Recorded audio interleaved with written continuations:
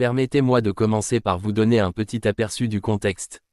Je viens d'Ouganda. L'Ouganda se trouve en Afrique de l'Est, entre le Kenya et le Congo, le Kenya à l'Est, le Congo à l'Ouest, le Soudan au Nord et la Tanzanie au Sud. Notre nation a connu de nombreux bouleversements ces dernières années, pratiquement depuis l'indépendance. Nous avons obtenu l'indépendance en 1962, et, en 1966, nous avons connu le premier renversement du gouvernement. Puis tout a continué, une chose en entraînant une autre. Puis Idi Amin est arrivé. Il était l'un des plus grands dictateurs et dirigeants tyranniques d'Afrique. Lorsqu'il est parti en 1979, nous avons eu un autre dirigeant appelé Milton Obote. Il a également gouverné alors qu'une guerre civile faisait rage dans le pays. Idi Amin avait des chambres de torture. Il a pris tout ce qui était instruit, riche, célèbre, et il a essayé de tuer tout le monde. Ceux qui ont survécu ont dû fuir le pays. Mais quand Milton Obote est arrivé, l'on a assisté à une insurrection, un soulèvement populaire contre lui.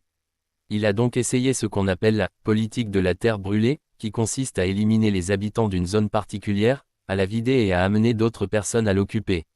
Il y a eu beaucoup d'effusions de sang dans le pays. Les gens ont été déplacés dans des camps, où ils sont devenus des réfugiés dans leur propre pays. Il y avait beaucoup de souffrance. J'ai grandi sous ces deux nuages.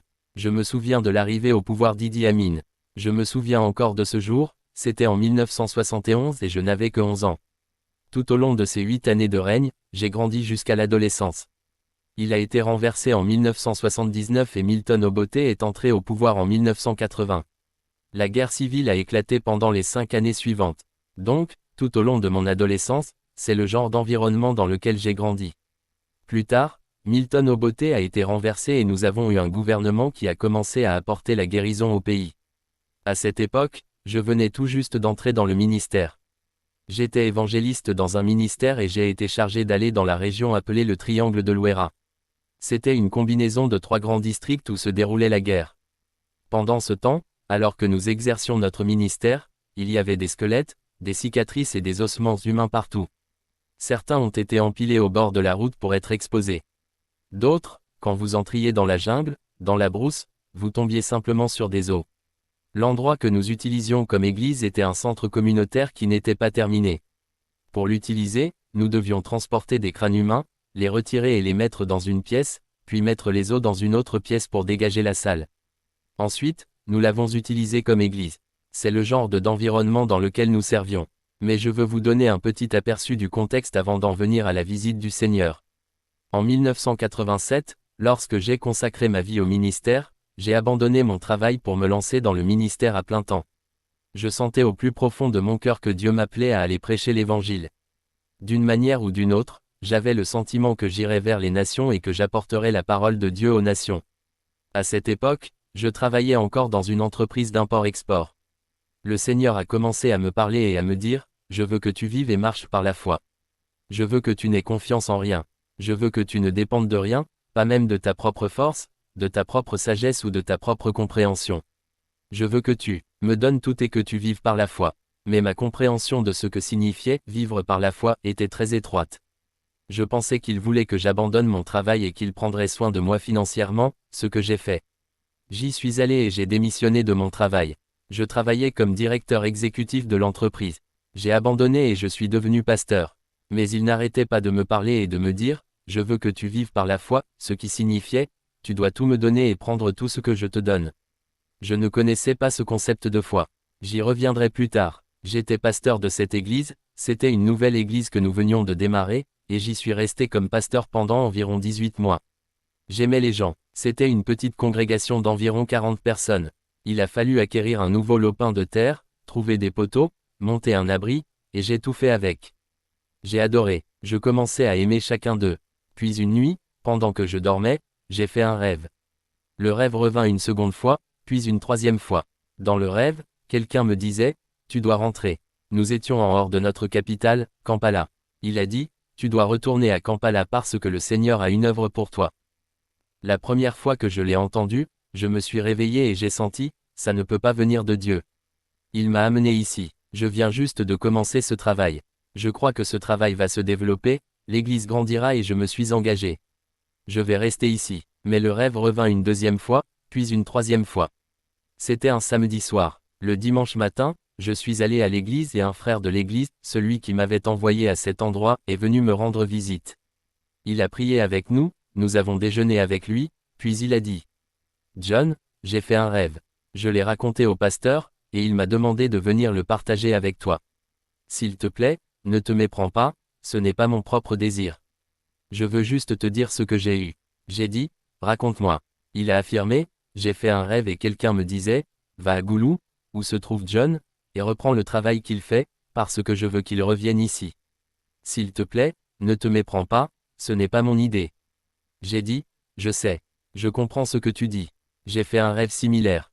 Je lui ai raconté mon rêve, puis nous sommes allés ensemble à Kampala et avons partagé avec notre pasteur. J'ai dit: pasteur, donne-moi environ 3 mois pour préparer les gens et leur passer le relais, ce qu'il a fait. Mais alors que je retournais à Kampala, le Seigneur m'a parlé à nouveau dans un rêve et m'a dit: quand tu vas à Kampala, ne sois pas occupé. Je veux que tu passes du temps dans la parole, à lire les Écritures, à prier et à adorer. C'est tout ce que je veux que tu fasses. N'enseigne même pas, ne prêche pas, ne t'occupe pas d'autre chose. J'ai dit: d'accord, Seigneur. Je l'ai rapporté à mon pasteur. Plusieurs fois, il acceptait, mais souvent il oubliait et me disait: Jean, nous allons ensemble évangéliser. J'ai dit: mais pasteur, souviens-toi de ce que le Seigneur m'a recommandé. Il a dit: d'accord. Si tu n'y vas pas, peux-tu rester et reprendre le service pendant notre absence? J'ai répondu: mais le Seigneur m'a dit de ne même pas prêcher. Alors parfois, nous avons eu des malentendus de ce genre. Mais c'était un homme bon, vraiment bon. Alors il m'a toléré, et le Seigneur m'avait dit: je vais rassembler les gens autour de toi. Prends-les, aime-les et donne-leur tout ce que je vais t'apprendre, car je te prépare à une grande œuvre que j'ai pour toi. Je ne savais pas à ce moment-là quel genre de travail cela allait être. Je pensais que ce serait une mission que j'allais faire, terminer et revenir. Je ne savais pas qu'il me préparait à entrer dans le ministère auquel il m'appelait. Il a amené 8 personnes autour de moi et nous nous sommes mis à prier. Nous n'avons rien fait à part nous réveiller le matin, être en prière pendant environ 4 heures, puis être dans la parole de Dieu. Ensuite, nous faisions une pause d'environ 2 heures, revenions, étions dans la parole de Dieu, passions environ 3 heures en adoration, et c'était ainsi notre journée. Nous avons continué du matin au soir, jusque tard dans la nuit. Vers minuit, nous nous couchions. Nous avons fait ça pendant 2 mois. Un jour, une dame est venue voir mon pasteur. Elle venait d'un village de cette zone déchirée par la guerre et elle a dit à mon pasteur: nous avons fait implanter une église il y a 1 an dans ma région. 300 personnes ont été sauvées et sont devenues membres de l'église. Mais maintenant, elles ont toutes rétrogradé. Il ne reste que le pasteur, sa femme et un membre, 3 personnes. Pouvez-vous venir nous aider à replanter, à redémarrer cette église? Mon pasteur m'a appelé et m'a dit: John, veux-tu l'accompagner et découvrir exactement ce qu'il y a sur le terrain? J'ai répondu: mais pasteur, le Seigneur m'a recommandé de. Il s'est replié: d'accord, d'accord, d'accord. Je vais demander à quelqu'un d'autre de partir.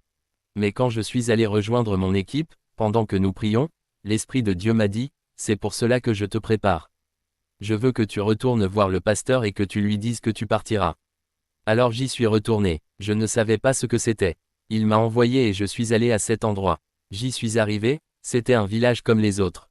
Rien d'anormal, rien d'extraordinaire. Mais ce qui m'a intrigué, c'est la question de savoir, comment une église peut-elle démarrer avec 300 personnes, et, après 1 an, il ne lui reste plus que 3 personnes. Et ces gens n'ont pas migré ailleurs, ils sont toujours dans la zone. Ils sont simplement rétrogrades. Ils sont tous là partout, dans leur maison, vous les trouvez dans le village. Alors nous nous sommes promenés et la nuit, j'ai prié à genoux et j'ai dit: Dieu, qu'est-ce qui est à l'origine de la chute de cette église? Cela ne sert à rien de fonder une autre église si le problème n'a pas été résolu. Qu'est-ce qui a causé la chute de cette église? J'ai prié, puis j'ai dormi. Nous dormions dans la même chambre que le pasteur. La nuit, j'ai eu une vision. Je n'entrerai pas dans les détails de cette vision, mais le Seigneur m'a montré l'église où elle se trouvait. Il y avait des gens qui louaient et adoraient et passaient un très bon moment. Puis j'ai vu des forces des ténèbres surgir d'une grande forêt et commencer à se déplacer comme un tourbillon. Finalement, ils sont venus et ont frappé l'église, et j'ai vu les corps des gens être coupés et jetés dans toutes les directions. L'Esprit de Dieu m'a dit: la puissance, la principauté qui règne dans cette région est à l'origine de ce que vous avez vu arriver à l'église. L'église n'avait aucune compréhension des puissances spirituelles contre lesquelles elle luttait, et elle n'avait pas non plus de racines dans la parole. Elle avait une adoration et une louange merveilleux, mais elle n'avait aucune racine dans la parole, et elle ne pouvait pas résister à la puissance des ténèbres. Le Seigneur m'a dit: Il y a tellement de gens dans mon peuple qui travaillent sans fruit dans les champs parce qu'ils ne se lèvent pas pour utiliser l'autorité dont ils disposent pour vaincre les puissances des ténèbres sur leur territoire. Je vous ai amené ici. Je vais vous apprendre à ouvrir des territoires, à briser l'emprise des ténèbres afin que mon royaume puisse prospérer dans la région. Mais vous devez vous humilier et apprendre étape par étape. Je me suis réveillé et j'en ai parlé à mes amis, et nous nous sommes mis à prier encore plus profondément, encore plus longtemps, encore plus concentrés. Dieu a ouvert nos yeux. Nous avons commencé à voir des choses dans le domaine spirituel, les puissances des ténèbres, et à mesure que nous les affrontions, nous voyions des gens être guéris, délivrés. Nous avons vu le grand prêtre des ténèbres qui contrôlait les puissances des ténèbres dans cette zone particulière. Le Seigneur nous l'a montré et nous avons commencé à le mettre sur l'autel devant le Seigneur en prière.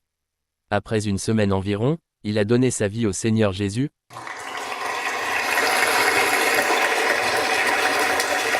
Louez le Seigneur.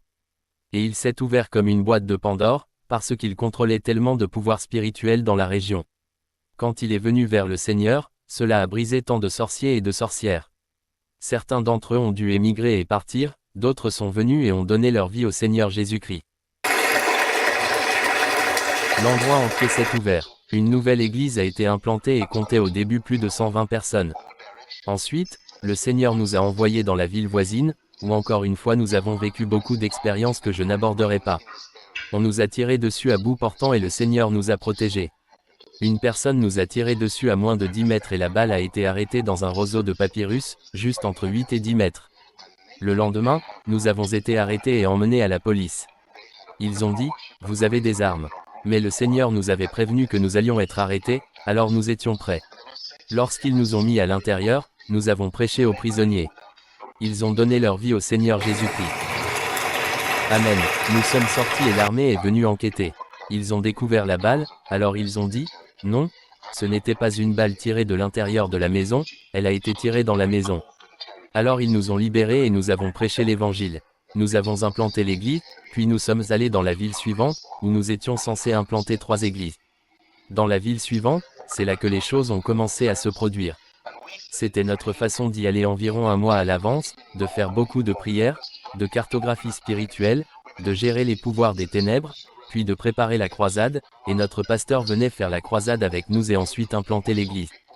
Comme je l'ai dit, à cause de cette nouvelle approche que le Seigneur nous enseignait, pour faire face aux forces qui retenaient les territoires captifs, tandis que nous traitions avec elles, nous voyions les territoires s'ouvrir. Nous voyions des captifs être libérés. Nous voyions des gens délivrés et guéris, même sans que nous prions pour eux. Le Seigneur rendait visite aux gens chez eux pendant la nuit et ils étaient guéris. Ils venaient le matin et disaient, « Je veux donner ma vie au Seigneur. » Nous voyions tellement de ces choses et nous étions très excités. Certaines personnes venaient et disaient, « Vous savez, je suis allé voir tel pasteur, je suis allé à telle croisade, je suis allé à telle réunion, et je n'ai pas été guéri. Mais juste au moment où vous êtes entrés, j'ai été guéri. » Et nous nous sentions tellement bien. Ensuite, nous sommes allés dans ce nouvel endroit et nous nous préparions pour la croisade. Nous avions beaucoup de visions nous montrant les pouvoirs des ténèbres auxquels nous avions affaire.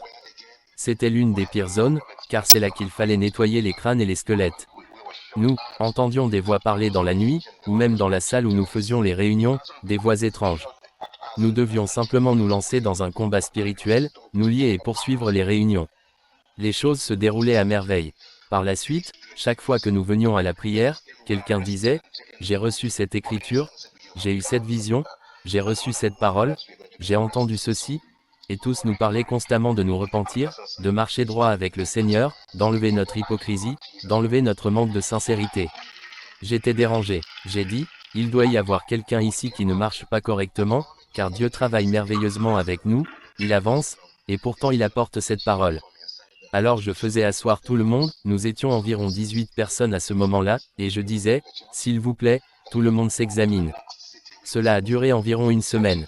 Puis un jour, c'était un lundi, j'étais absent pour rendre visite à de nouveaux croyants.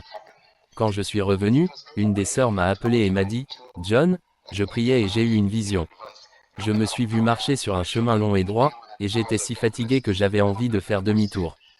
Puis j'ai vu quelqu'un vêtu d'une robe blanche et scintillante, et il est venu et m'a dit, « Et bon courage. » Il lui a donné une enveloppe.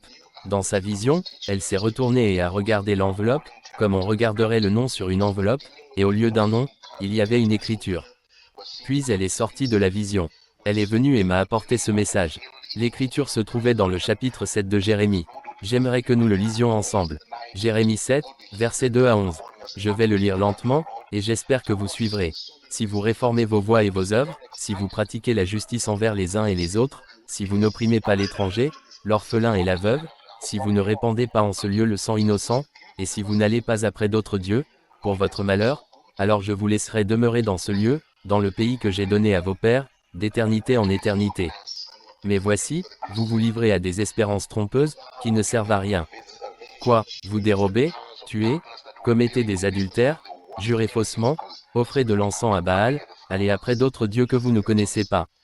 Puis vous venez vous présenter devant moi, dans cette maison sur laquelle mon nom est invoqué, et vous dites, nous sommes délivrés. Tout cela pour continuer de commettre toutes ces abominations. Est-elle à vos yeux une caverne de voleurs, cette maison sur laquelle mon nom est invoqué? Je le vois moi-même, dit l'Éternel. Or, frères et sœurs, c'est une chose de trouver une bonne écriture et de la lire ou de la prêcher. C'est une autre chose quand le Seigneur vous envoie sa parole pour vous-même. J'étais soumis à une très lourde conviction. Mais je disais, qu'est-ce que j'ai fait de différent? Je ne trouve rien de ce que j'ai fait ou permis dans ma vie qui soit incompatible avec ma marche normale. Et je suis convaincu que dans ma vie normale, je marche juste avec le Seigneur. J'ai donc appelé l'équipe et leur ai dit, nous devons vraiment régler ce problème aujourd'hui. Nous devons examiner nos cœurs. Nous devons être ouverts. Si possible, confessons-nous les uns aux autres, car c'est bien à nous que le Seigneur parle. Je ne pouvais pas mettre les œuvres de miracles, les signes et les prodiges que Dieu accomplissait entre nos mains, ni les visions et révélations qu'il nous donnait, en phase avec ce genre de paroles et de messages qui nous appelaient constamment à la repentance et à revenir à lui. D'une manière ou d'une autre, je ne voyais pas comment ces deux réalités se connectaient. J'ai donc utilisé un langage plus fort que d'habitude et j'ai essayé d'être clair, nous ne pouvons pas continuer ainsi. Vous devez vous ressaisir. Tout le monde avait envie de trembler. Nous nous sommes couchés ce soir-là. Je me réveillais vers 3 heures du matin pour prier. Je me suis levé, j'ai essayé de prier et je n'ai pas pu prier. Mon cœur était bloqué, il était froid, dur et fermé. Je ne pouvais pas faire sortir la prière de mon cœur, malgré tous mes efforts. Même lorsque j'insistais, j'avais l'impression que la porte était fermée devant moi. J'avais l'impression qu'une porte était fermée devant moi et que je ne pouvais pas entrer dans la présence du Seigneur. J'ai essayé d'adorer, ça n'a pas marché. À 5 heures du matin, tout le monde s'est réveillé et nous nous sommes retrouvés. Ils se sont mis à l'adoration, une adoration profonde et riche. J'étais là, froid, je ne pouvais pas adorer. Je ne pouvais même pas trouver de joie à chanter au Seigneur. Et j'étais comme ça pendant les 2 heures suivantes. Il ne semblait pas avoir de problème, mais j'en avais un. Quand tout s'est terminé, j'ai ressenti, est-ce que Dieu m'exclut? Quelle est la signification de cela? J'ai appelé la sœur qui m'avait apporté l'écriture et lui ai dit, écoute, depuis que tu m'as rapporté ce message, je n'ai pas la paix. Et maintenant, je ne peux pas prier. Peux-tu m'expliquer davantage comment tu as obtenu l'écriture? Mais elle n'avait plus rien à expliquer. Alors je les ai laissés préparer le petit déjeuner. Je suis parti. J'ai essayé de marcher et de prier. J'ai tout essayé. Je suis revenu et je n'avais pas encore eu de succès. Nous avons pris le petit déjeuner. Ensuite, nous étions censés aller prêcher l'évangile de maison en maison. Je leur ai dit, allez-y, je resterai. Normalement, c'est moi qui dirigerai l'équipe, mais je suis resté en arrière et j'ai dit, partez aujourd'hui. C'est moi qui reste prier. Nous laissions toujours quelqu'un prier pour l'équipe. Alors je suis resté soi-disant pour prier, même si je ne pouvais pas prier. Quand ils sont partis, j'ai pris mes Bibles, environ 4 Bibles différentes, et ma concordance. Je suis sorti et je me suis assis sur la véranda de la maison voisine, qui était très proche de la nôtre. Je me suis assis là et j'ai commencé à dire, Dieu, j'ai faim de toi. S'il te plaît, laisse-moi communiquer avec toi. Donne-moi l'accès. Pourquoi me repousses-tu? Qu'est-ce qui ne va pas? Qu'est-ce que j'ai fait de mal? Je ne sais quoi penser. Je ne peux pas savoir ce qui n'a pas fonctionné. S'il te plaît, je plaidais comme ça. Puis soudain, quelque chose s'est produit. Quelque chose m'a pris. Mon corps tout entier frissonnait et j'avais l'impression que quelqu'un venait s'asseoir juste à côté de ma main gauche. Je sentais les vêtements frôler mon corps, mais il n'y avait personne. Puis une forte envie m'est venue au cœur d'ouvrir ma Bible. C'était comme, vite, tu dois maintenant ouvrir ta Bible dans le livre des Romains, chapitre 1. Je veux partager avec vous aussi clairement que possible, mais je ne peux pas le décrire complètement. C'était comme si quelqu'un était là et disait, tu demandes à comprendre, ouvre la Bible. Fais-le maintenant. J'ai ouvert la Bible dans Romains chapitre 1.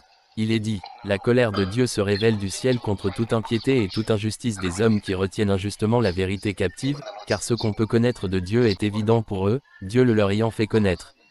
En effet, les perfections invisibles de Dieu, sa puissance éternelle et sa divinité, se voient comme à l'œil, depuis la création du monde, quand on les considère dans ses ouvrages. Ils sont donc inexcusables, puisqu'ayant connu Dieu, ils ne l'ont point glorifié comme Dieu, et ne lui ont point rendu grâce, mais ils se sont égarés dans leurs pensées, et leur cœur sans intelligence a été plongé dans les ténèbres. Se vantant d'être sages, ils sont devenus fous, et ils ont changé la gloire du Dieu incorruptible en image représentant l'homme corruptible, des oiseaux, des quadrupèdes, et des reptiles mortels. J'étais complètement confus. Je pensais, Dieu, est-ce à moi que tu t'adresses, ou est-ce que tu me donnes un message à prêcher? Qu'est-ce que c'est? Je sentais que cela était très sérieux, que Dieu essayait sérieusement de communiquer. Mais à qui essayait-il de parler? Est-ce à moi, Seigneur, ou est-ce que tu me donnes quelque chose que je suis censé transmettre ou prêcher? Je dois vous souligner qu'à cette époque, nous avions commencé cette église, mais les gens du village étaient très blasphémateurs. Nous prêchions constamment l'évangile chaque jour, en sortant. Mais ils proféraient des insultes. Ils prenaient le nom de Dieu et disaient des vanités à ce sujet. Nous sortions dans des réunions en plein air, prenions un tambour, chantions et les gens se rassemblaient autour de nous comme pour écouter, mais ils insultaient le nom du Seigneur et le ridiculisaient. C'était très difficile de sortir, mais nous sommes sortis par la foi et avons dit, Dieu, nous y irons. Humainement, nous aurions choisi de rester. Alors, quand cette parole est arrivée, j'ai pensé, d'accord, Seigneur, est-ce que tu me donnes une parole à leur dire? Qu'est-ce que tu essayes de faire? Mais au fond de moi, ma conscience me disait, la parole est pour toi, toi personnellement. Alors j'ai dit, Dieu, si tu parles de moi, dis-le clairement. Rends-le-moi plus clair, s'il te plaît. Encore une fois, une vague s'est abattue sur moi et j'ai su. Va dans la Bible, Romains chapitre 1, versets 28 à 32. Il dit, de plus, comme ils ne se sont pas souciés de conserver la connaissance de Dieu, il les a livrés à un esprit dépravé, pour faire ce qu'il ne fallait pas faire. Ils sont devenus remplis de toutes sortes de méchanceté, d'avidité et de dépravation. Ils sont pleins d'envie, de meurtre, de conflits, de tromperie et de méchanceté. Ce sont des médisants, des calomniateurs, des haineux contre Dieu, des insolents, des arrogants et des vantards. Ils inventent des moyens de faire le mal. Ils désobéissent à leurs parents. Ils sont insensés, infidèles, sans cœur et sans pitié. Bien qu'ils connaissent le juste décret de Dieu selon lequel ceux qui commettent de telles choses méritent la mort, non seulement ils continuent à faire ces mêmes choses, mais ils approuvent également ceux qui les pratiquent. Alors, j'ai concentré mon attention sur ce texte, j'ai réexaminé la liste, et je ne pouvais pas dire qu'aucune de ces choses n'était dans ma vie. Je pouvais repérer un certain nombre de choses et dire, d'accord, oui, je sais ça, c'est dans ma vie. Mais ensuite j'ai dit, chaque jour, avant de me coucher, je me mets à genoux et je confesse ces péchés. Je les confesse et je te demande de me pardonner. Je ne peux pas croire que tu me réprimandes pour cela, parce que tu dis que lorsque nous confessons nos péchés, tu es fidèle pour nous pardonner. Je veux que vous fassiez le lien avec quelque chose que j'ai mentionné plus tôt, quand il a dit, je veux que vous viviez par la foi. Je le reconnecterai plus tard. Mais je disais, mon Dieu, si tu t'adresses vraiment à moi, s'il te plaît, sois précis. Qu'ai-je fait d'extraordinaire? Qu'est-ce que j'ai fait? Peut-être que je ne l'ai même pas remarqué. Je pouvais sentir la colère du Seigneur. Je pouvais ressentir le mécontentement du Seigneur. Tout mon être tremblait, mais je ne savais pas de quoi me repentir. Alors que j'essayais encore de raisonner, une nouvelle fois cette vague m'envahit et l'écriture tomba sur mon cœur, Romains 2, versets 1 à 5. Tu n'as donc aucune excuse, toi qui juges les autres. Car à chaque fois que tu juges autrui, tu te condamnes toi-même, parce que toi qui juges, tu fais les mêmes choses. Nous savons désormais que le jugement de Dieu contre ceux qui commettent de telles choses est fondé sur la vérité. Ainsi, quand toi, un simple homme, tu les juges et que tu fais les mêmes choses, penses-tu que tu échapperas au jugement de Dieu? Ou montrais-tu du mépris pour les richesses de sa gentillesse, de sa tolérance et de sa patience? Tu ne réalises pas que la bonté de Dieu te pousse à la repentance. Mais à cause de ton entêtement et de ton cœur impénitent, tu accumules de la colère contre toi-même pour le jour de la colère de Dieu, quand son juste jugement sera révélé. Je dois vous l'avouer, à ce moment-là, tout mon être était saisi de peur. J'ai senti, mon Dieu, tout ce qui ne va pas est grave, mais je ne sais même pas ce que c'est. Je sais que tu es très mécontent de moi, mais je ne comprends pas. J'ai continué à lire, le texte dit ceci. Dieu rendra à chacun selon ce qu'il a fait. À ceux qui, par leur persévérance dans le bien, recherchent la gloire, l'honneur et l'immortalité, il donnera la vie éternelle.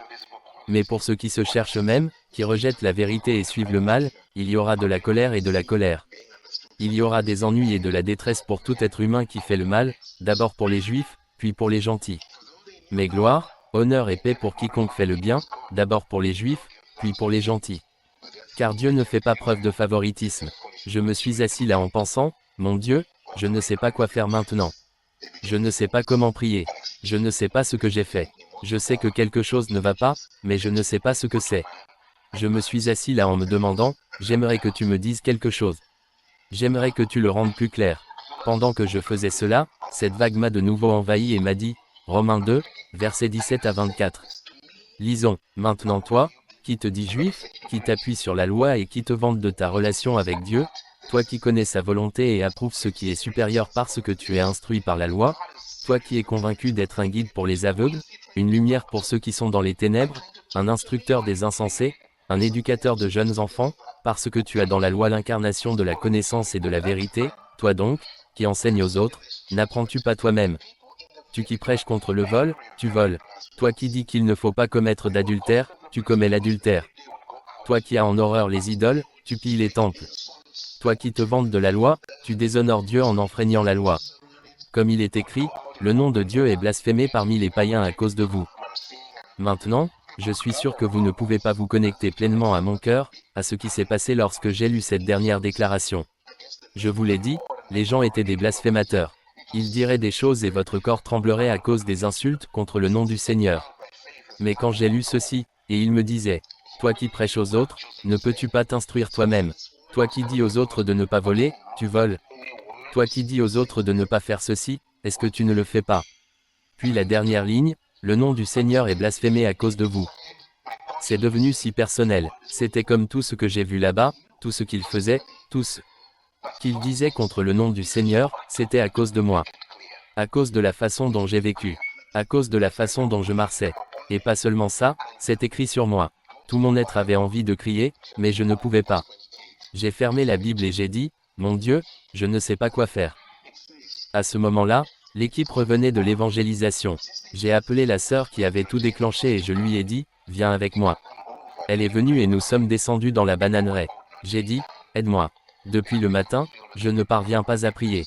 Quand j'essaie de demander au Seigneur, voici ce que j'obtiens, il me montre qu'il est très mécontent de moi. Je ne sais même pas comment me repentir. Je ne sais pas comment mener la repentance. Peux-tu m'aider? Viens prier avec moi. Elle a dit, d'accord, mais qu'as-tu fait? Qu'est-ce qui ne va pas? J'ai répondu, je ne sais pas. Elle a répliqué, mais comment pouvons-nous nous repentir de quelque chose que tu ne connais pas? J'ai ajouté, cependant Dieu est très mécontent de moi. Puis elle a continué, dis-moi, comment sais-tu qu'il est mécontent? Comment l'as-tu découvert? Que s'est-il exactement passé? J'ai donc dû tout lui raconter, comme je le fais maintenant. Pendant que je lui parlais, je voyais la peur apparaître sur son visage. Ses yeux devenaient grands, et elle tremblait. Alors que je continuais et arrivais à la dernière déclaration, elle a crié et s'est mise à crier, Dieu, aie pitié de moi. Aie pitié de moi, je suis une pécheresse, s'il te plaît, aie pitié. Elle ne priait pas pour moi, elle priait pour elle-même.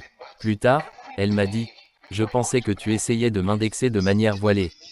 Tout ce que tu disais me transperçait le cœur, et je pensais que tu ne voulais pas me parler directement, alors tu as essayé de le faire indirectement. Pourtant ce n'était pas le cas. Mais quand elle a crié ainsi, quelque chose a cédé dans mon cœur et soudain j'ai senti que je pouvais prier. Alors nous nous sommes mis à la prière et j'ai pleuré. Je me suis repenti de tout ce à quoi je pouvais penser. J'ai dit, Dieu, je m'en repens, je m'en repens.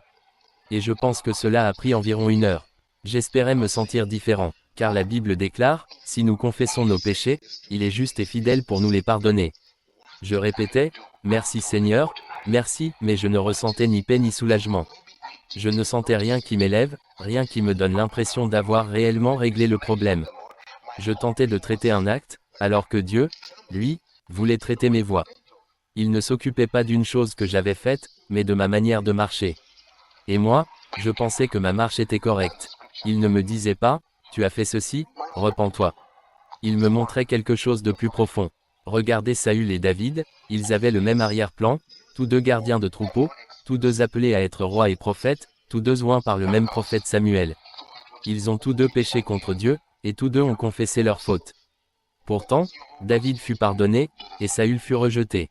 Quelle était la différence entre ces deux hommes? Lorsque Dieu dit à Saül, par le prophète, de préparer une offrande et qu'il viendrait le lendemain, Saül attendit. Mais le prophète tarda un peu, et parce que le peuple commençait à se disperser, Saül s'est donné le courage d'offrir lui-même le sacrifice, alors qu'il n'en avait pas le droit. Dès qu'il eut terminé, Samuel arriva et lui dit, « Qu'as-tu fait? Le Seigneur aurait affermi ton royaume. Mais maintenant il l'a retiré pour le donner à un autre. » Saül répondit que le peuple se dispersait, et qu'il avait agi à cause du peuple. Plus tard, Dieu l'envoya détruire les Amalécites. Saül partit en mission, mais il n'obéit pas entièrement.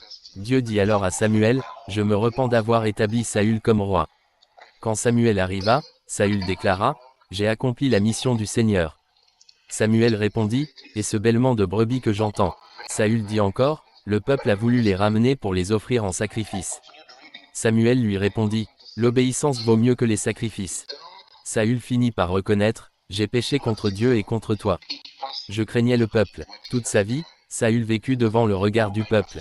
Même dans sa confession, il dit, « Honore-moi devant le peuple. » Son cœur restait attaché à son image. David, lui aussi, pécha. Il commit l'adultère, fit tuer le mari, puis cacha tout. Quand Nathan le confronta et lui dit, « Tu es cet homme ?» David répondit, « J'ai péché contre Dieu. » Et Nathan lui dit, « Le Seigneur t'a pardonné. » La différence n'était pas l'acte, mais la voie. David avait un cœur selon le cœur de Dieu. Il pouvait tomber comme n'importe quel homme, mais sa voie, son orientation profonde, était de vivre pour Dieu. C'est cela que Dieu confrontait dans ma vie. Il ne s'attaquait pas à un acte, mais à ma voie. Il m'appelait hors de mes voies pour entrer dans les siennes. Je le servais, je voyais des âmes sauvées, des églises plantées, des guérisons et des délivrances. Mais Dieu me disait, quitte tes voies humaines et entre dans ma voie. C'est cela, vivre par la foi. Quand on demanda à Jésus, que devons-nous faire pour accomplir les œuvres de Dieu? Il répondit, croyez en celui qu'il a envoyé. Croire en Jésus, c'est reconnaître que notre vie humaine est vaine, condamnée, et la lui abandonner pour recevoir sa vie. Alors nous pouvons dire comme Paul, je suis crucifié avec Christ, et ce n'est plus moi qui vis, mais Christ qui vit en moi. Dieu me disait, cesse de vivre selon ta sagesse, ton effort, ta volonté. Meurs à cela pour vivre à moi. L'Esprit du Seigneur nous presse, un seul est mort pour tous, donc tous sont morts. Et s'ils sont morts, ils ne peuvent plus vivre pour eux-mêmes, mais pour celui qui est mort et ressuscité pour eux. Celui qui est en Christ est une nouvelle création. Dieu m'appelait à un changement d'identité, à quitter mes ambitions, mes rêves, mes droits, pour prendre les siens, et entrer dans l'héritage qui est dans son nom. Ce jour-là, alors que nous prions, je pensais avoir assez prié. Je me disais, il m'a entendu, il m'a pardonné. Mais je ne ressentais ni paix ni délivrance. J'ai demandé, Seigneur, donne-moi une parole pour consoler mon cœur. Comme rien ne venait, j'ai ouvert ma Bible au hasard. Sur Jérémie chapitre 6, versets 14 à 15, ils pensent la plaie de mon peuple comme si elle n'était pas grave. Paix, paix, disent-ils, quand il n'y a point de paix. Sont-ils honteux de leurs actions abominables? Non, ils n'ont aucune honte. J'étais frustré, j'ai jeté ma Bible et j'ai crié, Seigneur, je suis un pécheur au-delà de ce que je comprends. Je ne sais même pas comment me repentir. Donne-moi la grâce de la repentance. Alors que je criais, la présence du Seigneur est venue sur moi. Elle a augmenté jusqu'à un niveau que je n'avais jamais connu. Mon corps tremblait, ma langue semblait enflée, je ne pouvais plus bouger. Une lumière éclatante a frappé mes yeux, même fermés. Je suis tombé le visage contre terre, tremblant. Une voix profonde et calme m'a appelé 3 fois, John, John, John. Je ne pouvais répondre, mais en moi je disais, je suis là. Il dit, je t'ai connu avant la création du monde. Je t'ai choisi et mis à part pour être mon témoin dans ces derniers jours. Mais si je venais aujourd'hui chercher mon épouse, tu n'en ferais pas partie, je ne t'aurais pas pris. Le choc était indescriptible. Il a ajouté, il est écrit qu'il apparaîtra à ceux qui l'attendent. Tu ne vis pas comme quelqu'un qui m'attend. Tu laisses toutes sortes de souillures entrer dans ta vie. Tu vis comme quelqu'un qui s'en fiche. À ce moment-là, dans mon cœur, comme je l'ai dit, je ne pouvais pas parler avec mes lèvres, je sentais, cela ne peut pas m'arriver. J'ai abandonné mon travail pour servir le Seigneur. J'ai abandonné ma maison, que mon père m'avait donnée, parce que je voulais aller en mission. J'ai abandonné ceci, j'ai abandonné cela, Dieu ne peut pas me parler de la sorte, qu'il ne me prendrait pas à son retour. Toute ma théologie et tous mes enseignements ne pouvaient pas accepter cela. Et il m'a cité ces paroles écrites dans le livre de 1 Corinthiens, chapitre 6. Il les a simplement citées, je les ai retrouvées plus tard. Je ne me souvenais même pas de leur présence dans les Écritures. Plus tard, Je les ai retrouvés. Il est dit au verset 9. Ne savez-vous pas que les méchants n'hériteront pas du royaume de Dieu? Ne vous y trompez pas, ni les impudiques, ni les idolâtres, ni les adultères, ni les prostituées, ni les délinquants homosexuels, ni les voleurs, ni les cupides, ni les ivrognes, ni les calomniateurs, ni les escrocs n'hériteront du royaume de Dieu. Et il a continué en me disant, ta vie est tellement pleine de saleté. Tu marches avec une apparence extérieure et tu caches beaucoup de choses dans ton cœur. Tu oublies que je suis le Seigneur qui examine le cœur. Tu n'es pas prêt à me rencontrer. Et il commença à dire, si ta vie est pleine de ceci, et cela, alors es-tu prêt pour mon apparition? Lorsqu'il mentionnait ces choses, je pouvais dire, d'accord, Seigneur, aie pitié. Puis il a mentionné une chose que mon cœur a rejetée, parce que, selon ma compréhension, je ne m'étais jamais transformé en cela. Il a dit, si ta vie est pleine de fornication, et tout en moi disait, oh non, ça ne peut pas être. Je l'ai dit dans mon cœur. Et la voix s'est arrêtée. Pendant un instant, il y eut un silence. Puis il m'a dit, aucune parole tortueuse ne sort de ma bouche. Me traites-tu de menteur? Tu ne connais même pas ton cœur. Je te le montrerai. Te souviens-tu de ce jour, lorsque tu étais à cet endroit, à telle heure? Mes frères et sœurs, je ne m'en souvenais pas, je me suis pratiquement revu à ce moment précis, non pas comme un souvenir, mais comme une réalité. J'étais de retour à ce moment-là. Je me suis vu assis dans le taxi, attendant que le taxi, comme une voiture, soit rempli. Et je regardais une dame avec toutes sortes d'imaginations sales. Et au moment où cela est revenu, j'ai dit, oh mon Dieu, j'ai péché contre toi. Il a répliqué, non, tu n'as pas péché. Tu vis dans le péché. Tu vis dans cela. Tu vis du matin au soir dans de telles imaginations. Même dans ton lit le soir, tu te livres à la même chose. Je connais chaque instant de ta vie privée. Je connais tes pensées. Tu n'as même pas peur. Même à l'église, assis dans l'église, lorsque quelqu'un monte sur l'estrade pour me servir, tu le déshabilles dans ton imagination, et tu imagines toutes sortes de choses. Je suis le Seigneur qui examine le cœur. N'as-tu pas lu que même celui qui regarde une femme pour la convoiter a déjà commis adultère avec elle? Et des images se sont mises à défiler devant moi, illustrant le fonctionnement de mon imagination. Je voyais que ce n'était pas quelque chose que je pouvais prétendre commettre par inadvertance en disant, Seigneur, je suis tombé dans le péché. Seigneur, j'étais faible. Non, c'était mon mode de vie. C'était un mode de vie constant. J'étais à l'aise dedans, et j'étais à l'aise, parce que personne d'autre ne pouvait le voir. Mais Dieu disait, je le vois. Je suis le Seigneur qui examine le cœur. J'avais tellement honte. Mais ensuite il a dit, ce n'est pas le pire de tout. Tu vis toujours dans ces choses-là. Et il a commencé à mentionner des choses qui semblent humainement petites, l'envie, la manipulation, le fait de vous dévaloriser les uns les autres pour que vous continuiez à apparaître comme les meilleurs, vous prêchez mieux, vous faites plus de miracles, vous êtes plus loin, et toutes les manipulations et autopromotions, toutes les rancunes que nous gardons dans nos cœurs lorsque nous voyons quelqu'un d'autre être promu ou reconnu avant nous. Mais la façon dont le Seigneur l'a fait ressortir, c'était tellement sale, et j'ai pleuré et pleuré. À un moment donné, j'étais tellement concentré sur mon chagrin. Puis il éleva la voix et dit, reste silencieux et écoute. Et je suis resté silencieux. Il a continué encore et encore, dévoilant encore plus de choses, même les choses qui paraissent si petites. Mais là, elles semblaient si abominables. J'avais l'impression d'être devant le tribunal, avec tout ce qui était jeté. J'avais envie de dire, arrête, arrête, j'accepte tout. Mais il ne s'arrêtait pas.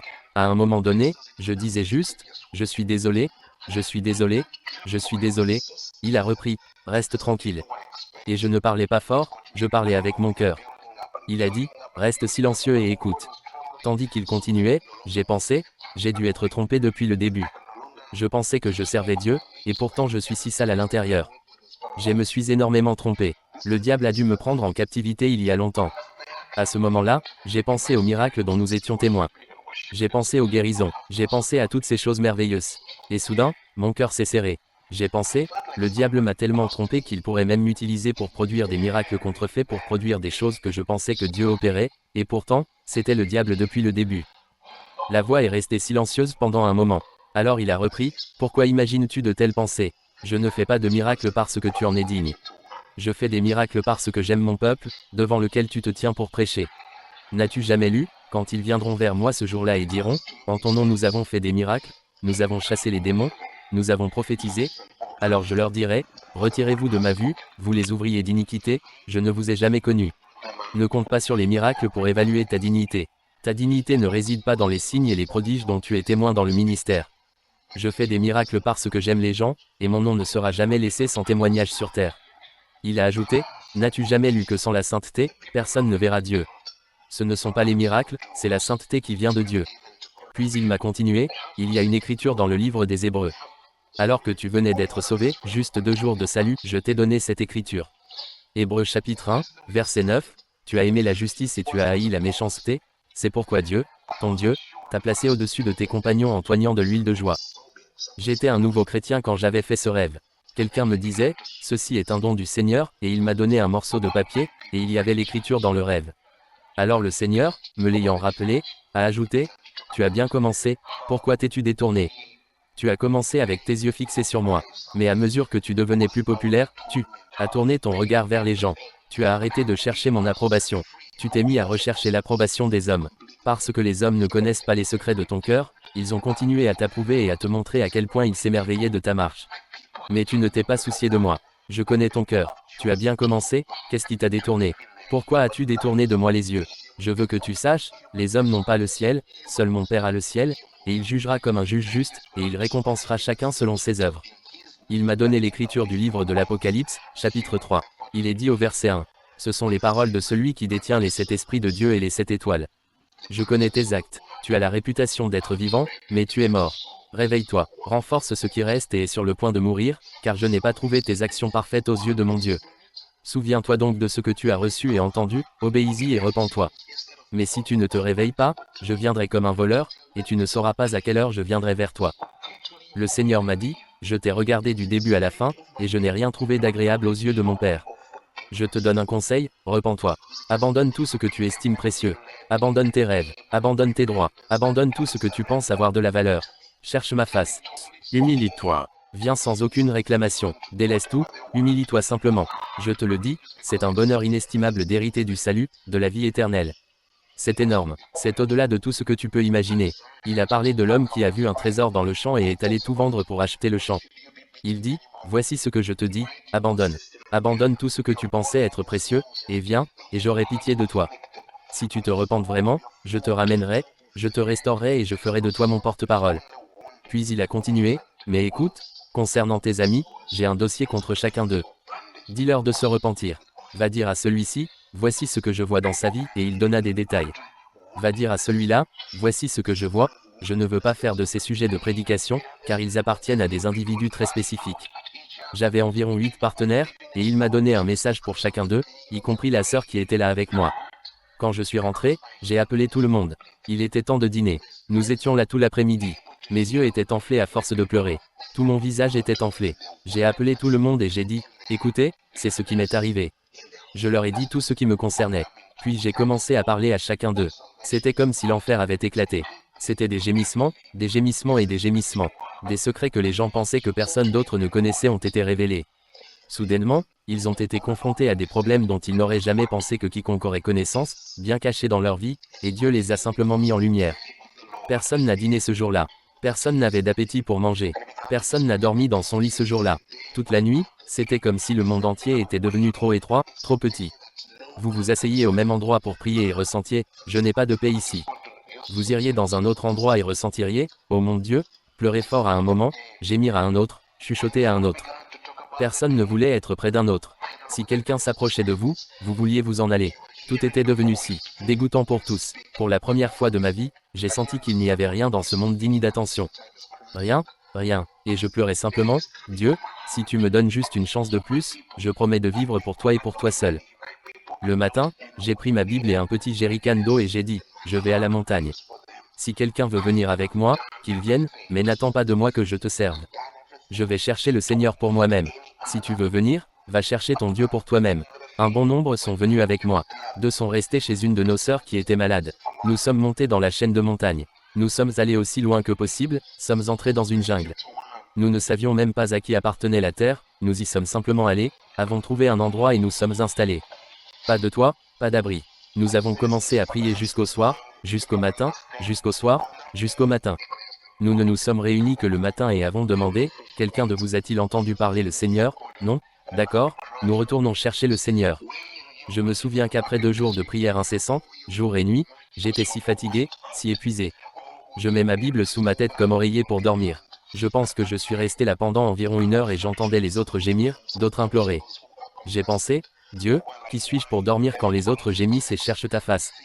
Il fallait que je me lève. Je devais continuer à marcher de long en large et dire, Dieu, aie pitié de nous. Le troisième jour, vers midi, nous nous sommes tous rassemblés, sans que personne ne nous appelle, et nous nous sommes réunis et avons prié. Il commença à pleuvoir. Tout le monde devait protéger sa Bible et rester là à crier au Seigneur, à pleurer comme de petits enfants, sans mots, juste à pleurer et à pleurer. Alors que la pluie s'arrêtait, l'Esprit de Dieu est venu sur nous et le Seigneur a parlé à travers l'un de nous. Il s'adressait à nous ensemble, mais aussi individuellement, parlant de choses profondes concernant son appel et sa destinée pour chacun de nous, rappelant aux gens des choses qui se sont produites lorsqu'il était encore enfant, en disant « Souviens-toi de ceci, quand cela est arrivé, c'était moi. Rappelle-toi quand telle chose est arrivée, c'était moi. Rappelle-toi lorsque tel autre est arrivé. C'était moi. » Soudain, nous avons tous réalisé que nous avons peut-être été sauvés quand nous étions adultes, mais Dieu nous montrait « J'étais avec vous-même lorsque vous étiez enfant. Souvenez-vous de ceci, c'était moi. Souvenez-vous ici, je vous ai protégé de cela. Pourquoi vous détourneriez-vous de moi ?» Ce jour-là, en larmes, nous nous sommes à nouveau engagés envers le Seigneur. Nous avons senti la paix du Seigneur venir sur nous. Sa joie est revenue. Nous avons commencé à le louer, à crier au Seigneur et à ressentir sa joie partout sur nous. Mais il m'a parlé et m'a dit « N'arrête pas de jeûner. Reste dans ce mode. Je vais maintenant te parler de mon église. » Environ 4 ou 5 jours plus tard, j'allais tous les jours et passais 4 heures seul dans la bananeraie. Un de ces jours, vers 15 heures, j'étais seul en train de prier, plaidant principalement pour ma vie. Le choc était toujours dans mon cœur. Alors que je continuais, j'ai soudainement senti cette présence revenir sur moi, tout comme elle s'était produite la semaine précédente. Je me suis mis à trembler. J'avais tellement peur parce que je ne savais pas à quoi m'attendre. Cela a continué à grandir et à se développer, et tout mon corps tremblait. Bientôt, je ne pouvais plus bouger. Aucune partie de mon corps. Je ne pouvais plus parler avec mes lèvres. Mon corps tout entier était paralysé. Cette fois, je n'ai pas vu la lumière, mais j'étais là, tremblant, et dans mon esprit j'adorais et disais « Seigneur, aie pitié de moi ». Ensuite, j'ai eu l'impression que quelqu'un près de moi poussait un très grand soupir, comme s'il respirait fort. Puis il a parlé. Il commença par ces paroles dans le livre d'Isaïe, chapitre 1, verset 2. « Cieux, écoutez, terre, prête l'oreille, car l'Éternel parle. J'ai nourri et élevé des enfants, mais ils se sont révoltés contre moi.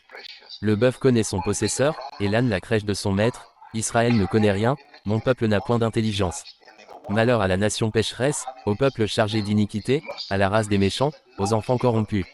Ils ont abandonné l'Éternel, ils ont méprisé le Saint d'Israël et lui ont tourné le dos. » C'est ainsi qu'il a commencé.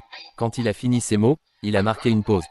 Au début, je n'en étais pas sûr, mais j'avais l'impression que quelqu'un sanglotait, quelqu'un qui pleurait. Puis il continuait, « Je vais te parler de mon peuple, de mon église. » Et il s'est mis à parler de l'église, de la façon dont il a payé le prix total, comment il était notre expiation, comment il a tout payé, comment nous sommes libérés, comment nous sommes censés vivre une vie complètement affranchie, rachetée et épanouie. Il a dit, « Mais mon peuple s'est détourné de cela. Mon peuple a choisi de retourner vivre dans sa vie humaine, l'effort humain, les désirs humains, la sagesse humaine, la volonté humaine. » Il a continué en décrivant les choses que nous faisons en son nom, mais selon nos manières humaines et nos efforts humains. Puis il dit, « Mes serviteurs, les prédicateurs de la parole, ont échangé leur âme contre des choses du monde. » Alors il parle d'après l'esprit du monde et il réconforte mon peuple dans ses péchés au lieu de rappeler mon peuple à moi. Il leur dit, « c'est bien de vivre comme vous vivez. » Il a dit, « Beaucoup de mes enfants ne connaissent pas la joie du pardon, parce qu'ils n'ont jamais été amenés à une profonde repentance et à un abandon total à moi. On leur a dit qu'il était normal de vivre selon leur propre volonté et de faire ce qu'ils voulaient. Et mon cœur est affligé, parce que je vois ce que l'ennemi leur fait. » Il a cité Ésaïe chapitre 1, à partir du verset 5. « Pourquoi devrais-tu encore être battu? Pourquoi persistez-vous dans la rébellion? Toute ta tête est blessée, tout ton cœur est affligé. De la plante de votre pied jusqu'au sommet de votre tête il n'y a aucune solidité, seulement des blessures, des contusions et des plaies ouvertes, non nettoyées, ni bandées, ni apaisées avec de l'huile. » Il a dit, « Mon peuple vit dans une blessure totale. Il y a beaucoup de blessures, beaucoup de douleurs et d'amertume. C'est pourquoi les gens se battent les uns contre les autres. Les gens vivent dans l'égoïsme à cause de la douleur de leur vie. Et j'ai mal, pourtant ma guérison est complète. Mes meurtrissures sont capables de guérir. Mais mon peuple s'est installé pour vivre dans ses blessures, dans son amertume, dans son désespoir. Et on leur a dit que c'est cela le salut. Pourtant, j'ai tout payé. C'est une œuvre achevée. Mais ils ont choisi de vivre en dessous. » Il a continué encore et encore. Puis il dit, « Mais mon cœur est attristé parce que le jour du Seigneur est proche. Le jour vient. » Et il a décrit ce jour et a dit, « C'est un jour d'agonie. C'est un jour de lamentation. C'est un jour que personne ne peut supporter. Pour gagner du temps, je veux juste utiliser quelques écritures pour définir ce jour. Quand le Seigneur a commencé à parler de ce jour, je ne sais pas si je peux décrire cela. Vous entendez une voix qui parle très clairement, mais maintenant c'est comme si vous entendiez quelqu'un qui parle et pleure en même temps, disant, le jour arrive, et mon cœur est affligé pour mon peuple. Mon peuple n'est pas prêt. Mon peuple n'est pas du tout prêt pour mon retour, et mon cœur est attristé pour lui. J'ai tout fait pour le libérer. J'ai tout fait. Ils n'ont besoin de rien d'autre que ce qui a été fait. S'il vous plaît, allez avec moi au livre de Sophonie, chapitre 1. Il dit, ce jour-là, déclare le Seigneur, un cri sortira de la porte aux poissons, gémissant du nouveau quartier, et un grand fracas venant des collines. Lamentez-vous, vous qui habitez dans le quartier du marché, tous tes marchands seront anéantis, tous ceux qui font le commerce de l'argent seront ruinés. En ce temps-là, je fouillerai Jérusalem avec des lampes et punirai ceux qui sont complaisants, qui sont comme le vin laissé sur sa lie, qui pensent, le Seigneur ne fera rien, soit bon, soit mauvais. Leurs richesses seront pillées, leurs maisons démolies. Ils construiront des maisons mais n'y habiteront pas, ils planteront des vignes mais n'en boiront pas le vin. Le grand jour du Seigneur est proche, proche et arrivant rapidement. Écoutez, le cri du jour du Seigneur sera amer, les cris du guerrier là-bas. Ce jour sera un jour de colère, un jour de détresse et d'angoisse, un jour de trouble et de ruine, un jour de ténèbres et de tristesse, un jour de nuages et de noirceur, un jour de trompettes et de cris de guerre contre les villes fortifiées et contre les tours d'angle. Je vais semer la détresse sur le peuple, et ils marcheront comme des aveugles parce qu'ils ont péché contre le Seigneur. Leur sang coulera comme de la poussière et leurs entrailles sont comme de la saleté. Ni leur argent ni leur or ne pourra les sauver au jour de la colère du Seigneur. Dans le feu de sa jalousie le monde entier sera consumé, car il provoquera une fin soudaine de tous ceux qui vivent sur la terre. Encore que là, ce n'est qu'une description du jour du Seigneur. Quand Dieu le décrivait, j'avais parfois des visions. La voix parlait, mais j'avais des visions. J'en ai vu une quand il a dit, le temps vient. Vous savez, lorsque le Seigneur parle du jour du Seigneur, il parle de ce dernier jour du jugement, de ce dernier jour où l'on compte et où l'on paye chacun selon ce qu'il a fait. Mais le jour du Seigneur ne se limite pas à cela. Le jour du Seigneur est aussi les tout derniers jours menant à la fin.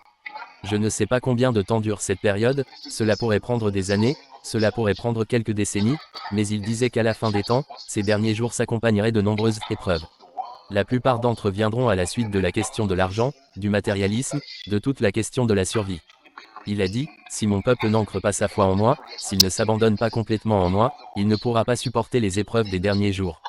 Il fera des compromis, il cédera aux pressions, en particulier aux pressions financières. Il y aura beaucoup de trahison à la fois dans l'Église, dans le monde et dans les familles. Il y aura beaucoup de pressions qu'aucun être humain ne pourra supporter. C'est pourquoi je suis profondément en deuil et blessé. Mon peuple, je l'aime, et je ne peux pas rester les bras croisés et regarder quand l'ennemi assiège comme celui-ci, continua-t-il en pleurant. Si vous lisez dans 1 Thessaloniciens chapitre 5, où il dit encore dans le Nouveau Testament, paix, paix, disent-ils, quand il n'y a pas de paix, quand ils disent cela, une grande calamité leur arrivera, et aucun d'eux ne survivra. Mais il a dit, vous n'êtes pas des enfants de destruction, vous avez été appelés à la vie éternelle, vous avez été appelés à une espérance éternelle. Alors il disait, tout a été fait, tout a été payé, pourquoi vous positionneriez-vous là où vous seriez compromis, là où vous seriez pris en charge? Vous vous souvenez de la Bible, Jésus-Christ est venu voir l'apôtre Jean dans Apocalypse chapitre 2 et chapitre 3, et il a annoncé le message aux églises. Dans chacun de ces messages, il dit, celui qui vaincra, je donnerai ceci, à celui qui vaincra, je donnerai cela. Et le Seigneur a dit, il y a une victoire à faire. Il y a une position debout, pour tenir ferme. Et quand tout est passé, reste debout. Mon peuple a besoin de se réveiller et de se lever et de se tenir debout dans le plein héritage de ce qui a été fait sur la croix. Frères et sœurs, il y a une puissance dans la croix. Il y a une puissance dans le sang. Il y a une puissance dans le nom pour nous faire vaincre. Nous n'avons pas besoin de nous confier en nos propres forces, en notre sagesse et en nos efforts. Car aussi longtemps que nous essaierons de mener cette vie dans notre sagesse, notre force, nos efforts, nos manières humaines, nous allons être balayés. Nous allons être compromis, nous allons être saisis par la peur. L'un des esprits de la fin des temps dont Jésus lui-même a parlé et a dit, les hommes s'évanouiront de peur et de perplexité. Et il a poursuivi, ce jour-là, tout ce qui est caché dans le cœur des hommes sera révélé. Et il m'a dit, as-tu vu sortir les secrets de ta vie? C'est ce qui va arriver. Chaque chose secrète va sortir. Et il dit, c'est pourquoi je te suis apparu, afin de faire de toi un témoin et une voix auprès des nations. Va dans les nations, vers mon peuple, ceux qui sont appelés par mon nom, et dis-leur, repentez-vous et revenez. Revenez au Seigneur qui est mort et ressuscité pour vous. Abandonnez les voies humaines et abandonnez-vous entièrement à lui. Il a ensuite rappelé quelque chose dont il nous a encore parlé au cours des derniers mois à propos de la fécondité et de l'infertilité.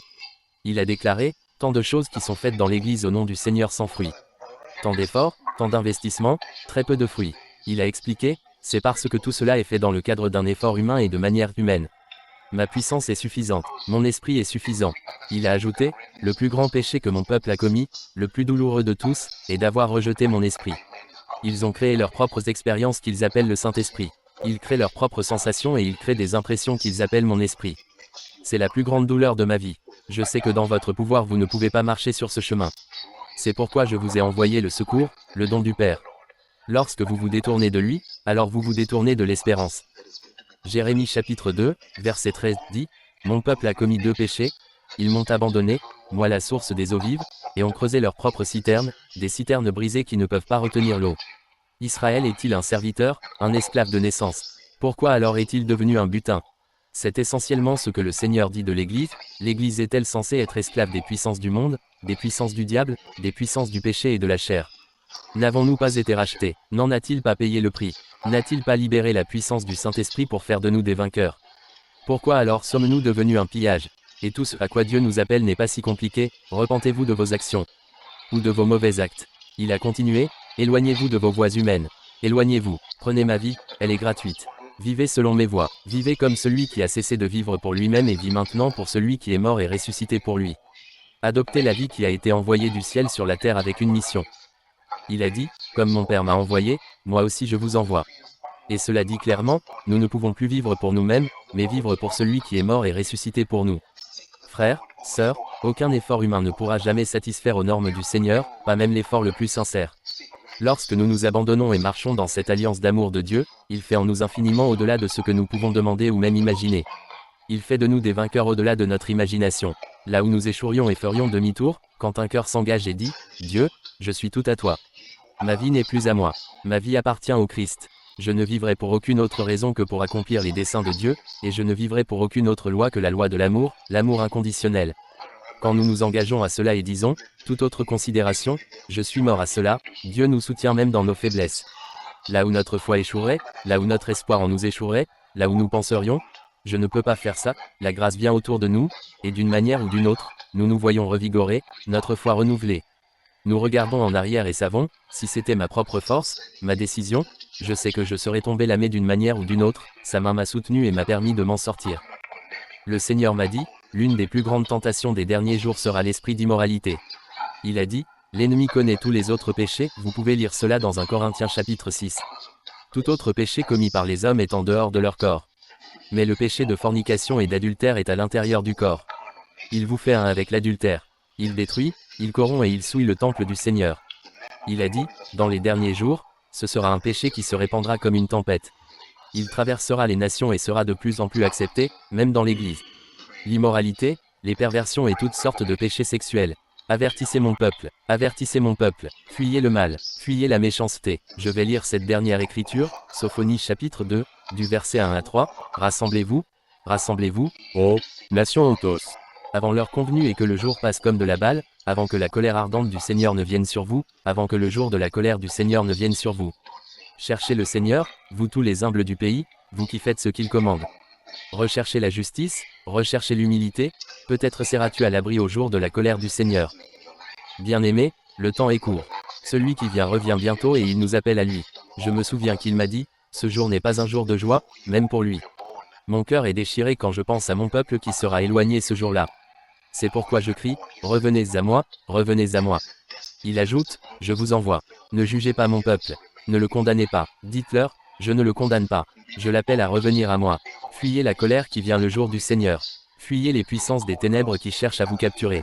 Fuyez votre propre nature charnelle. Fuyez, il y a un refuge au nom du Seigneur. Le nom du Seigneur est une tour forte, les justes y courent et ils sont en sécurité. Je veux prier pour que Dieu apporte la révélation à ton cœur. Bien-aimé, nous avons une responsabilité à surmonter. Il dit, celui qui vaincra, je le ferai asseoir sur mon trône, tout comme j'ai vaincu et me suis assis sur le trône de mon Père. Je ne sais pas ce que tu as retenu de ce partage. je sais une chose. Il y a un destin dans ta vie. Tu n'es pas un accident sur terre. Tu n'es pas ici uniquement pour suivre les masses. Il y a un destin pour toi. Avant ta naissance, avant que tu sois dans le ventre de ta mère, il te connaissait. Avant ta naissance, il t'a mis à part. Il y a un destin, un objectif à atteindre dans les années qui restent à ta vie. Si tu es comme Paul, alors dis, toutes ces choses qui étaient pour moi des gains, je les considère comme une perte, comme de la boue, à cause de Christ. Je renonce à tout, afin de gagner Christ, et d'être trouvé en lui, non avec ma justice, celle qui vient de la loi, mais avec celle qui s'obtient par la foi en Christ, la justice qui vient de Dieu par la foi. Arrivons à ce lieu d'abandon où nous puissions dire, Dieu, pour le reste de ma vie, je ne veux qu'une chose, saisir ce pour lequel tu m'as saisi. Je veux me saisir, je tiens à ce pourquoi tu m'as saisi. Pardonne-moi pour le passé. Merci de ne pas me condamner. Mais aujourd'hui, j'abandonne ma vie humaine, ma sagesse humaine, mes efforts humains. Je choisis de vivre dans la foi que je suis mort et qu'il est vivant. Si tu ressens cela aujourd'hui, je t'invite à te lever, à te présenter humblement devant le Seigneur et de dire, « Seigneur, je te remercie de ce que tu permets même à mes oreilles d'entendre ces paroles aujourd'hui. Je te remercie de ce que tu prends soin de me tendre la main, quelles que soient les circonstances. Et je t'invite à lever les mains vers le Père. Commence à laisser ton cœur s'épandre devant lui. Parle-lui simplement comme un enfant parlerait à son père. Ouvre ton cœur et dis, « Dieu, je suis là. Je suis ton enfant, racheté par le sang, par la miséricorde de mon Rédempteur Jésus-Christ. Je viens parce que tu m'aimes. Je viens parce que tu tiens à moi. Je ne te connaissais pas, mais tu m'as connu. Je ne t'ai pas cherché, mais tu m'as cherché. Quand j'étais un ennemi, tu as donné ta vie pour moi. Jésus, tu es mort pour moi alors que je ne savais même pas que tu m'aimais. Lève simplement tes mains vers le Père, lève ton cœur vers le Père. Commence à invoquer celui qui t'aime. Invoque celui qui se soucie de toi. Invoque celui qui dit, peu importe ce qui s'est passé antérieurement, tu peux être changé, tu peux être racheté, tu peux être restauré, tu peux être renouvelé. Au nom de Jésus, Dieu le Père, dans la puissance du Saint-Esprit, nous invoquons ton saint nom dès maintenant. Nous invoquons ton nom au nom de Jésus-Christ. Que le sang de Jésus vienne sur nous et apporte la purification. Apporte la purification sur nous. La Bible dit qu'ils l'ont vaincu avec le sang de l'agneau et avec la confession de leurs lèvres. Père Dieu, que chaque joug de l'ennemi, chaque poids et chaque stratagème que l'ennemi a essayé de nous imposer pour nous empêcher d'être féconds au maximum, soit brisé aujourd'hui au nom de Jésus. Au nom de Jésus, déverse simplement ton cœur. Déverse ton cœur et commence à l'invoquer. Je crois que la grâce est là pour briser tout joug, quoi que l'ennemi ait ajouté à votre vie, quels que soient les poids, quels que soient les voiles qu'il a apportés. Il y a de la grâce, et il y a suffisamment de grâce ici pour nous libérer au nom de Jésus. Merci Seigneur, cher Saint-Esprit, nous prions en ce moment pour la puissance de restauration qui vient de toi. Seigneur, tu es notre aide. Tu es notre professeur, notre avocat. Sans toi, nous ne pouvons rien faire. Pardonne-nous quand nous nous sommes détournés de toi. Nous sommes détournés de la source d'eau vive pour nous tourner vers des poteaux et des citernes qui ne peuvent retenir l'eau. Pardonne-nous, Roi des rois, ô Dieu, où nous avons créé des expériences et les avons appelées l'Esprit de Dieu, alors que tu nous as donné ton Esprit et qu'il est disponible même maintenant. Je prie au nom de Jésus pour que tu viennes. Viens, Saint-Esprit,